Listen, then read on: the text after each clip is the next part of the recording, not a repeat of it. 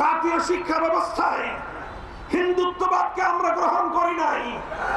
শেখ হাসিনার মাধ্যমে শেখ হাসিনা যাদের সেবাদাসী ছিল, সেই হিন্দুত্ববাদী ভারত সরকার আমার দেশের আগামী প্রজন্মকে হিন্দুত্ববাদে দীক্ষিত করবার পায়তারা চালিয়েছিল। এদেশের ছাত্র জনতা ফুঁসে উঠে, এদেশের ইসলাম প্রিয় জনতা বুকের রক্ত দিয়ে হিন্দুত্ববাদকে রুখে দিয়েছে। এখন যদি হিন্দুত্ববাদের জায়গায় কেউ নাস্তিক্যবাদকে চাপিয়ে দেওয়ার পায়তারা চালান, অথবা কেউ যদি পশ্চিমা বেহায়া সভ্যতার কাছ থেকে সমকামিতার এজেন্ডা আমার এই শাহজালাল, শাহ মাকদুম, খান জাহান আলীদের বাংলাদেশে আমদানি করবার পায়তারা চালান, আবারও বলছি, বিনয়ের সঙ্গে বলছি, রক্ত দেব, জীবন দেব, যুদ্ধ করব, সমকামিতা বাংলাদেশে আমদানি করতে দেব।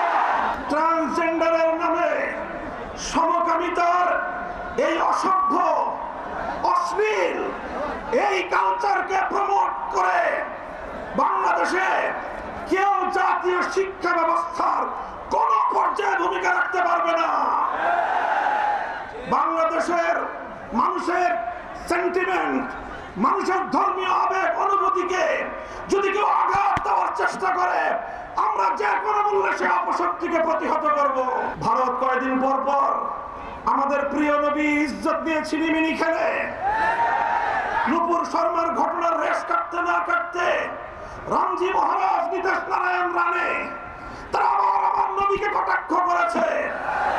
হিন্দুত্ববাদী মোদী সরকার আজও পর্যন্ত তাদের বিরুদ্ধে কোনো পদক্ষেপ গ্রহণ করেনি।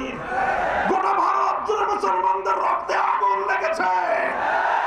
মনে রাখবেন, ভারতের মুসলমানদের রক্তে আগুন বাংলাদেশেও ছড়িয়ে পড়তে শুরু করেছে।